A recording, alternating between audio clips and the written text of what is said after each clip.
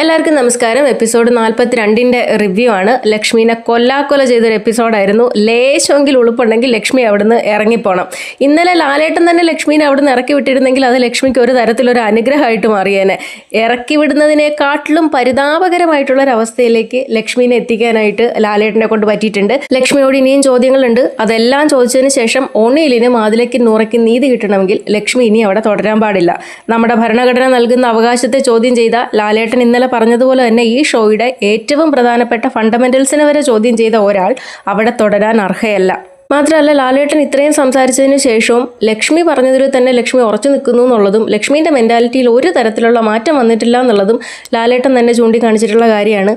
ഇത്തരം മെൻറ്റാലിറ്റിയുള്ള അല്ലെങ്കിൽ ഇത്തരം വൃത്തികേട് പറയുന്ന ഒരാൾക്ക് ഇതുപോലൊരു പ്ലാറ്റ്ഫോമിൽ അവസരം കൊടുത്തതിന് ശേഷം അവർ വൃത്തികേട് പറയുകയും പിന്നീട് അതിനെ ചോദ്യം ചെയ്യുകയും ചെയ്യുന്നത് വെറും TRP കൂട്ടാൻ വേണ്ടിയിട്ട് മാത്രമല്ല എന്നും ഇതുപോലൊരു റിയാലിറ്റി ഷോ പുരോഗമന സമൂഹത്തിന് ചേർന്നതാണ് എന്നും തെളിയിക്കേണ്ടുന്ന ബാധ്യത BB ടീമിനുണ്ട്. മറിച്ച് ചെയ്ത തെറ്റിനെ ഇപ്പോഴും അംഗീകരിക്കാത്ത ഒരാളെ ഇനിയും അവിടെ തുടരാൻ അനുവദിച്ചാൽ ഇതൊക്കെ TRPക്ക് വേണ്ടിയിട്ട് മാത്രം കാണിച്ചു കൂട്ടിയൊരു കാട്ടിക്കൂടലായിട്ടേ കാണാൻ കഴിയുള്ളൂ. ഇനി പ്രോപ്പർ എപ്പിസോഡിലേക്ക് വന്നാൽ കഴിഞ്ഞ ആഴ്ച നടന്നിട്ടുള്ള സംഭവങ്ങൾ കാണിക്കുന്നുണ്ട്. അതിനുശേഷം ഇന്നലെ വീട്ടിൽ നടന്നിട്ടുള്ള കുറച്ച് കാര്യങ്ങൾ കാണിക്കുകയാണ്. ജയിലിലായിട്ടുള്ള ലക്ഷ്മിനെയും ജിസേലിനെയും ജയിൽ മോചിതരാക്കുന്നുണ്ട്. അതിനുശേഷം ലക്ഷ്മി പോയിട്ട് ഒണിയിലിൻ്റെ അടുത്ത് സോറി പറയുകയാണ്. ഈ കഴിഞ്ഞ 2 ദിവസമായിട്ട് ലക്ഷ്മിക്ക് ബോധോദയമൊന്നും ഉണ്ടായിട്ടില്ല. പല സാഹചര്യങ്ങൾ ഈ ഒണിയിലിൻ്റെ അടുത്ത് സോറി പറയാനായിട്ടുണ്ടായിട്ടും അപ്പോഴൊന്നും ഈ ബുദ്ധി ഉപയോഗിച്ചിട്ടില്ല. ഒണിയിൽ ഇതിനെ സീരിയസ് ആയിട്ട് എടുക്കുന്നു എന്നും പണി കിട്ടുന്നു എന്നും മനസ്സിലായ സമയത്ത് ഒണിയിലിൻ്റെ അടുത്ത് പോയിട്ട് ഈ കാര്യത്തിൽ സോറി പറയാനിരിക്കുകയാണ്. ഒണിയിൽ വളരെ സെൽഫ് കോൺഫിഡൻസ് ആയിട്ട് ലക്ഷ്മീൻ്റെ അടുത്ത് തിരിച്ച് മറുപടി പറയുന്നുണ്ട്. എനിക്ക് വളരെ ബഹുമാനം തോന്നി ഒണിയിലിൻ്റെ ആ സംസാരം കേട്ടപ്പോൾ. ഒണിയിൽ പറയുകയാണ്, വാവിട്ട വാക്ക് തിരിച്ചെടുക്കാൻ കഴിയില്ല. നിങ്ങളുടെ മാപ്പ് ഞാൻ സ്വീകരിക്കുന്നതല്ല, എനിക്കതിൻ്റെ ആവശ്യമില്ല. നിങ്ങളൊരു മിസ്അണ്ടർസ്റ്റാൻഡ് ആണ്, അത് തെളിയിച്ചതിന് ശേഷം വേണമെങ്കിൽ മാപ്പിനെ പറ്റി ആലോചിക്കുക എന്നുള്ളത്.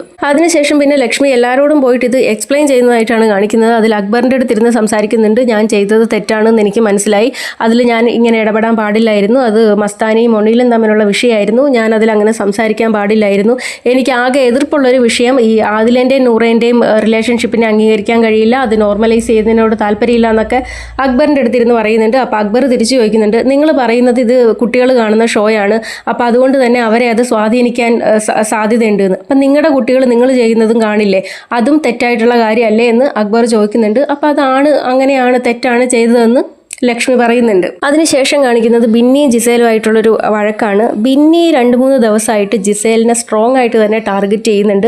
കിട്ടുന്ന അവസരങ്ങളിലെല്ലാം ജിസേലിന് ഇട്ട് കൊടുക്കാനായിട്ട് ബിന്നി ശ്രമിക്കുന്നുണ്ട്. അപ്പോൾ ഇപ്പോഴത്തെ വിഷയം ആര്യനും ജിസേലും കൂടിയാണ് കിച്ചണിൽ നിന്നിട്ട് കുക്ക് ചെയ്തുകൊണ്ടിരുന്നത്. അപ്പോൾ ബിന്നി കിച്ചൺ ടീമാണ്. ബിന്നി വന്നിട്ട് പറയുന്നു, ആ സ്ലാബൊക്കെ ക്ലീൻ ചെയ്തിടൂ, ഞങ്ങൾക്ക് സെർവ് ചെയ്ത് കൊടുക്കേണ്ടതാണെന്ന്. ജിസേൽ പറയുന്നു, ഇപ്പം ചെയ്യാൻ പറ്റില്ല, ഞങ്ങൾ ഭക്ഷണം കഴിച്ചതിന് ശേഷം ചെയ്യാമെന്ന് പറയുന്നു. അപ്പോൾ ജിസേലിന് പകരം ആര്യൻ വന്നിട്ട് അവിടെ ക്ലീൻ ചെയ്തിടാമെന്ന് പറഞ്ഞിട്ട് ആര്യൻ ക്ലീൻ ചെയ്യാൻ തുടങ്ങുന്ന സമയത്ത് ബിന്നി ആര്യൻ്റെ അടുത്ത് പറയുന്നു, ശരി ജിസേൽ ഇല്ലെങ്കിൽ ജിസേലിൻ്റെ ഹെൽപ്പർ ക്ലീൻ ചെയ്താൽ മതി എന്ന് പറയുന്നു. അപ്പോൾ ഈ ഹെൽപ്പർ എന്ന് പറഞ്ഞതിനെതിരെ ജിസേലും ആര്യനും ഒക്കെ കൂടെ ബിന്നിക്ക് നേരെ ചെല്ലുകയാണ്. അതിൽ ബിന്നീൻ്റെ ഹസ്ബൻഡിനെയൊക്കെ എടുത്തിട്ട് സംസാരിക്കുന്നുണ്ട്. ലൈവിൽ കണ്ടതാണ് ആര്യൻ വന്നിട്ട് നിൻ്റെ ഭർത്താവ് ഫേക്കാണ് എന്നൊക്കെ വന്ന് പറയുന്നുണ്ട്. ഈ ആര്യൻ്റെ ചില സമയത്തുള്ള ഇത് ഓരോ ദിവസം ചെല്ലും തോറും ഓവറാക്കി ചളാക്കിക്കൊണ്ടിരിക്കുകയാണ് ആര്യൻ. അതിൽ അങ്ങോട്ടും ഇങ്ങോട്ടും നല്ല രീതിയിൽ വഴക്കുണ്ടാവുന്നുണ്ട്. അതിനുശേഷം കാണിക്കുന്നത് മസ്താനിയും ലക്ഷ്മിയും കൂടെ ഇരുന്ന് സംസാരിക്കുന്നതാണ്. അതിൽ ലക്ഷ്മി പറയുന്നു, ഞാനിപ്പോൾ സോറി ചോദിച്ചത് അയാൾ അങ്ങനെ ചെയ്തിട്ടുണ്ടോ ഇല്ലയോ എന്നുള്ളതിലല്ല, ഞാൻ അതിൽ സംസാരിച്ചതിനെതിരെയാണ് ഞാൻ സോറി പറഞ്ഞിട്ടുള്ളത്, നീയും അയാൾക്ക് ക്ലീൻ ചിറ്റ് കൊടുത്തിട്ടില്ല, പിന്നെ എൻഡ് ഓഫ് ദി ഡേ ഇത് ഗെയിമാണ് എന്നും ലക്ഷ്മി പറയുന്നുണ്ട്. അതിനുശേഷം കാണിക്കുന്നത് പച്ചക്കറി മോഷണം. ഇനിയിപ്പോൾ ആരും അങ്ങോട്ടും ഇങ്ങോട്ടും ഒന്നും കുറ്റം പറയാൻ പറ്റത്തില്ല, എല്ലാവരും അവിടെ ഈ മോഷ്ടിച്ച് വെച്ചിട്ട് ഉപയോഗിക്കുന്നുണ്ട്.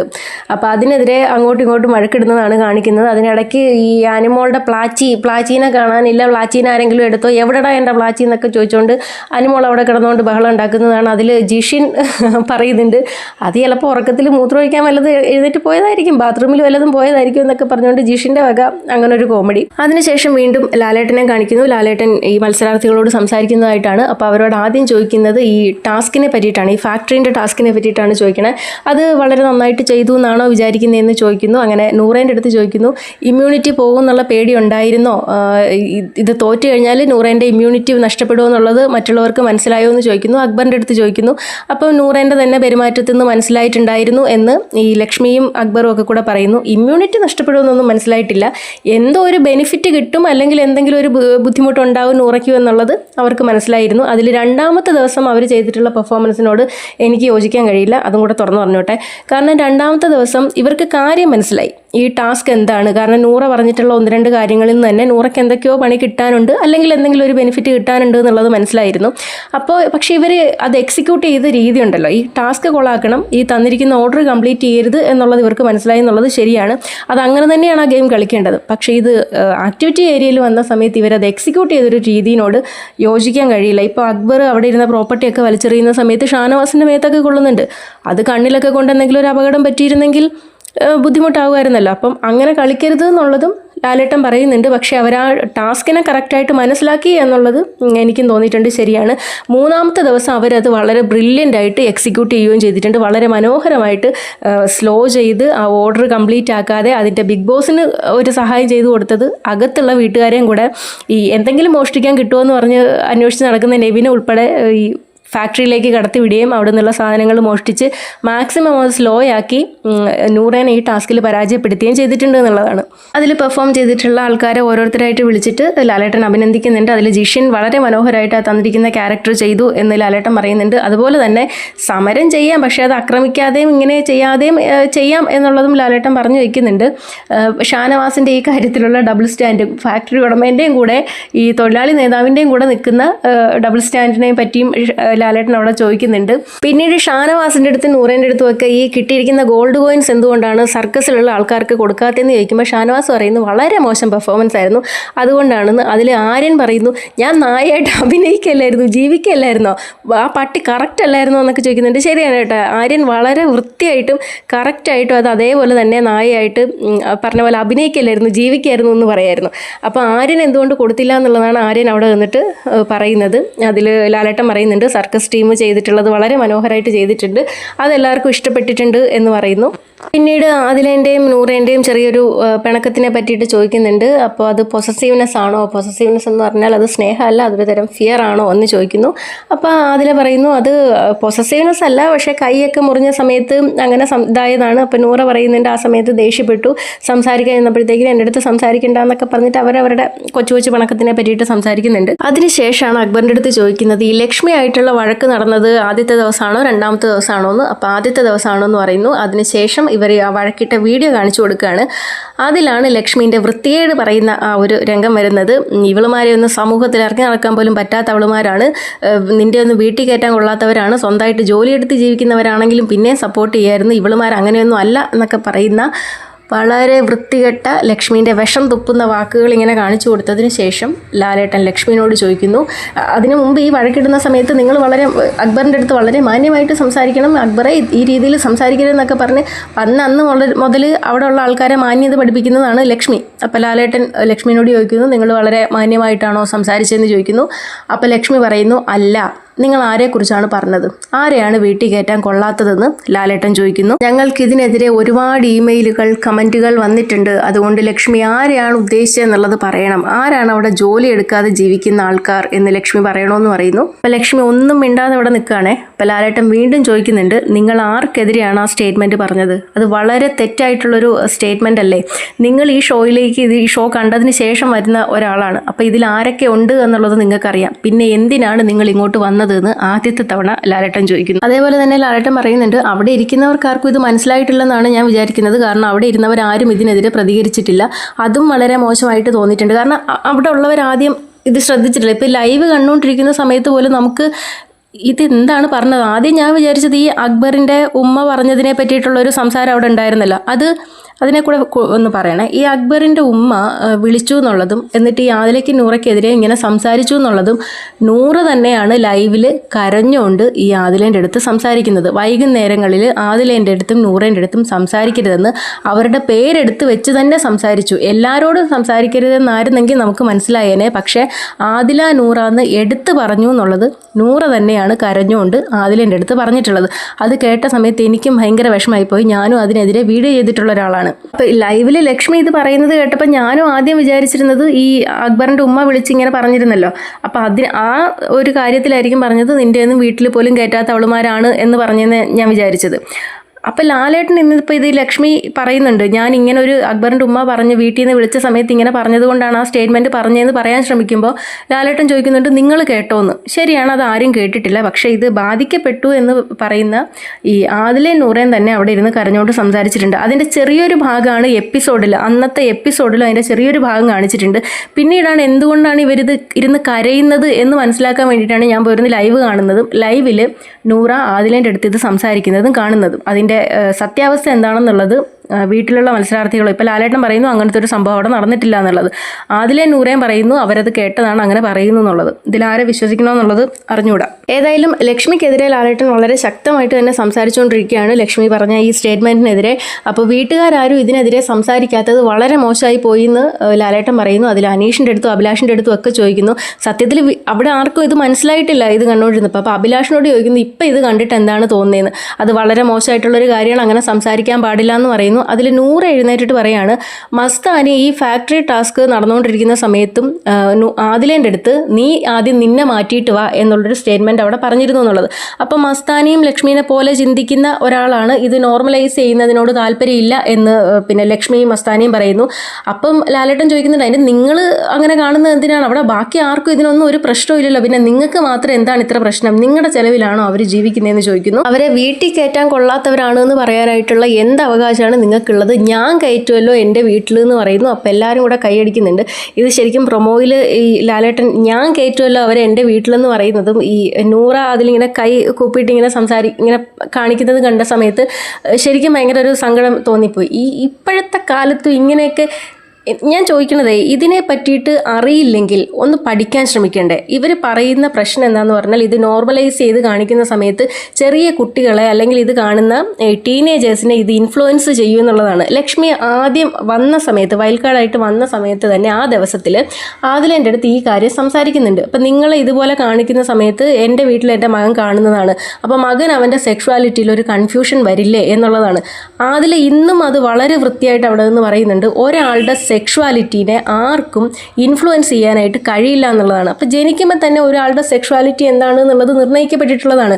അത് അവർ മെച്യൂർഡ് ആവുന്ന സമയത്ത് അത് റിയലൈസ് ചെയ്യുന്നു എന്നുള്ളതാണ്. അതിലെ ഒരാൾക്കും ആ കാര്യത്തിൽ ആരെയും സ്വാധീനിക്കാൻ പറ്റില്ല. ഇത് ലക്ഷ്മിക്കുള്ള അറിവില്ലായ്മയാണെങ്കിൽ ദയവ് ചെയ്ത് ലക്ഷ്മി ഇതൊന്ന് മനസ്സിലാക്കാൻ ശ്രമിക്കൂ. ഇതെന്താണ് ഈ LGBTQ+ കമ്മ്യൂണിറ്റി എന്ന് പറഞ്ഞാൽ എന്താണ് എന്നുള്ളതൊന്ന് മനസ്സിലാക്കാൻ ശ്രമിക്കുകയെങ്കിലും ചെയ്യൂ എന്നുള്ളതാണ്. അവരും മനുഷ്യരാണ്. ഇപ്പം ഈ എന്തിനാണ് ഇപ്പം ഗേ ലെസ്ബിയൻ അല്ലെങ്കിൽ ഇങ്ങനത്തെ കമ്മ്യൂണിറ്റിന്ന് വേർതിരിച്ച് കാണുന്നത് എന്തിനാണ്? മനുഷ്യരായിട്ട് മാത്രം കാണൂ. എല്ലാവർക്കും ഒരേപോലെ ജീവിക്കാനായിട്ട് തുല്യമായിട്ട് ജീവിക്കാനായിട്ട് അവകാശം നൽകുന്ന ഒരു ഭരണഘടന നിലനിൽക്കുന്ന ഒരു രാജ്യത്താണ് നമ്മൾ ജീവിക്കുന്നത്.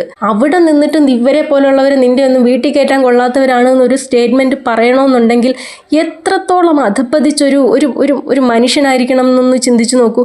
അതുകൊണ്ട് തന്നെ ഞാൻ പറയുകയാണ് ഈ ലക്ഷ്മി അവിടെ തുടരുന്നതിനോട് ഒരു തരത്തിലും എനിക്ക് യോജിക്കാൻ കഴിയില്ല. ലക്ഷ്മി അവിടെ നിർത്തുകയാണെന്നുണ്ടെങ്കിൽ ഇപ്പം ലാലേട്ടൻ അല്ലെങ്കിൽ ഈ BB ടീം ഇത്തരത്തിൽ ഈ ലക്ഷ്മിക്കെതിരെ ഇങ്ങനത്തെ ചോദ്യങ്ങൾ ചോദിക്കുന്നതൊക്കെ വെറും TRPക്ക് വേണ്ടിയിട്ട് മാത്രമാണ് എന്നുള്ളത് കണക്കാക്കപ്പെടേണ്ടി വരും. അതേപോലെ ഇന്നത്തെ എപ്പിസോഡിൽ ഈ ലക്ഷ്മിനെ ഇറക്കി വിട്ടില്ല എന്നുള്ളതേ ഉള്ളൂ. ഈ കൊല്ലാതെ കൊല്ലുക എന്ന് പറയുന്നൊരവസ്ഥയിലേക്ക് ആക്കിയിരുന്നു. ഇറക്കി വിട്ടിരുന്നെങ്കിൽ ഒരു പക്ഷേ ഇന്ന് ലക്ഷ്മിക്കൊരു അനുഗ്രഹമായിട്ട്, ഞാൻ തുടക്കത്തിൽ പറഞ്ഞതുപോലെ ഒരു അനുഗ്രഹമായിട്ട് മാറുന്നത് പോലെ ആയേനെ. കാരണം അമ്മാതിരി രീതിയിൽ അവമാനിച്ച് വിട്ടിട്ടുണ്ട്. പലതവണ ലാലേട്ടൻ പറഞ്ഞ് ഇറങ്ങിപ്പോയിക്കോ, എന്തിനാണ് ഇങ്ങനെ നിൽക്കുന്നത്, അവർക്കും കൂടെ ബുദ്ധിമുട്ട് ഉണ്ടാക്കാനായിട്ട് എന്തിനാണ് ഇങ്ങനെ അവിടെ നിൽക്കുന്നത്, ഒന്ന് ഇറങ്ങിപ്പോയിക്കൂടെ, ഒന്ന് പോയി തന്നൂടെ എന്നുള്ള രീതിയിൽ പലതവണ ലാലേട്ടൻ ചോദിച്ചിട്ടുണ്ട്. എന്തെങ്കിലും ഒരു ഉളുപ്പുള്ള ആൾക്കാർക്കാണെങ്കിൽ അവിടെ ഇനി നിൽക്കാൻ കഴിയില്ല. അമ്മ അതിൻ്റെ രീതിയിൽ അവമാനിച്ചിട്ടുണ്ട്.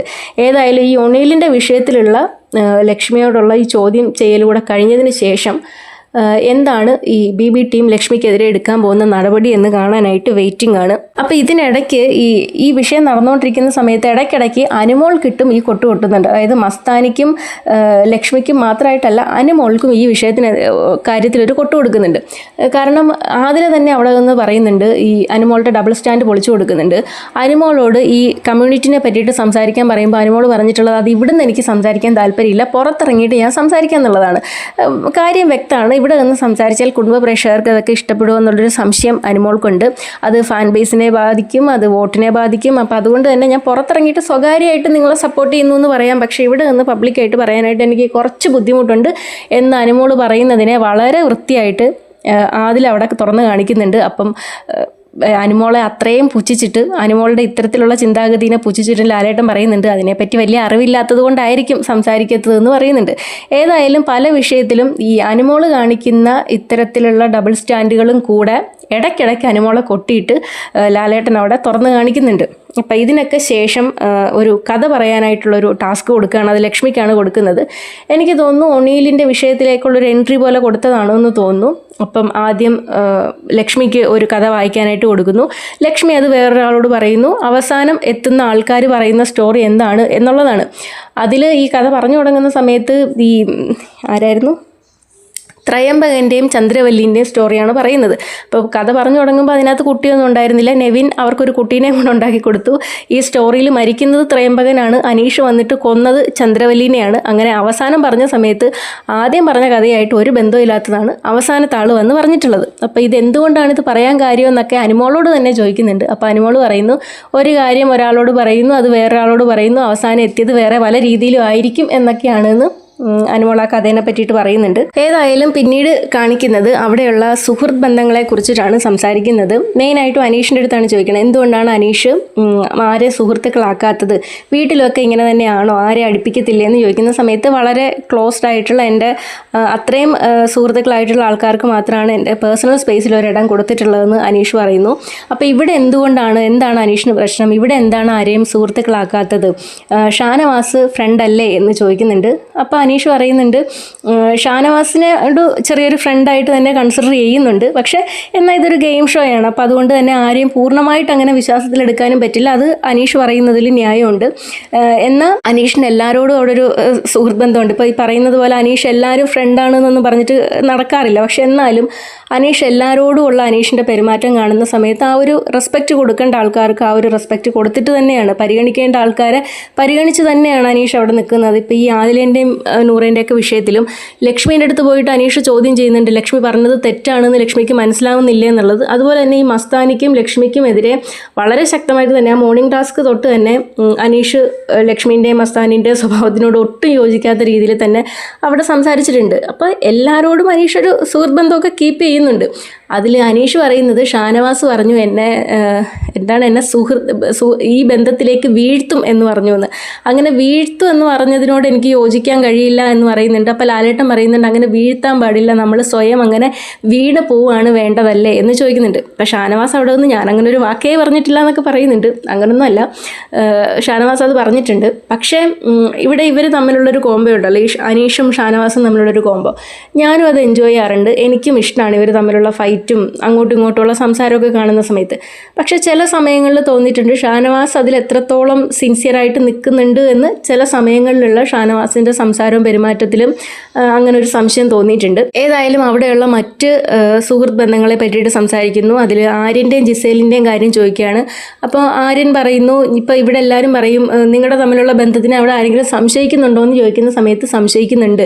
കാരണം ജിസേലിന് വേണ്ടിയിട്ട് എപ്പോഴും സംസാരിക്കുന്നു എന്ന് പറയും. അത് അങ്ങനെ പ്ലാൻ ചെയ്തിട്ടൊന്നും അല്ല, പക്ഷെ നമ്മുടെ ഉള്ളിൽ നിന്ന് അങ്ങനെ വന്നു പോകുന്നതാണ്. വീട്ടിലാണെങ്കിലും ഇപ്പം അച്ഛനെതിരെ ആരെങ്കിലും പറഞ്ഞാൽ അമ്മ സംസാരിക്കില്ലേ, അതുപോലെ തന്നെ ജിസേലിനെതിരെ ആരെങ്കിലും സംസാരിക്കുന്ന സമയത്ത് അങ്ങനെ ഉള്ളിൽ നിന്നേ അങ്ങനെ പ്രതികരിച്ച് പോകുന്നതാണെന്ന് പറയുന്നു. അതിൽ ഈ അഭിലാഷും ഒണിയിലും തമ്മിലുള്ളൊരു ബന്ധത്തിനെ പറ്റിയിട്ട് ചോദിക്കുമ്പോൾ അഭിലാഷ് അവിടെ ഒരു കാര്യം പറയുന്നത്, ഇപ്പോൾ ആര്യനൊക്കെ പറഞ്ഞതുപോലെയൊന്നും അല്ല, ഇപ്പോൾ എന്തെങ്കിലും തെറ്റ് കണ്ടു കഴിഞ്ഞാൽ ഞങ്ങൾ അങ്ങോട്ടും ഇങ്ങോട്ടും തിരുത്തി കൊടുക്കാറുണ്ട് എന്ന് അഭിലാഷ് അവിടെ ഇരുന്ന് പറയുന്നു. അത് കഴിഞ്ഞതിന് ശേഷം ഈ അനീഷിൻ്റെ അടുത്ത് പറയുകയാണ്, അനീഷ് വാതിൽ തുറന്നിടൂ, എല്ലാവരും അനീഷിൻ്റെ ഹൃദയത്തിലേക്ക് വരട്ടെ, എല്ലാവരും അനീഷിനെ ചേർത്ത് നിർത്തട്ടെ. ഇപ്പോൾ അവിടെ ഉള്ളവരാണെങ്കിലും അനീഷിനെ കാണാതെ അവിടെ ഇരുന്ന് പറയുന്നത് അനീഷ് നല്ല മനുഷ്യനാണ്, നല്ലൊരാളാണ് എന്നൊക്കെ തന്നെയാണ്.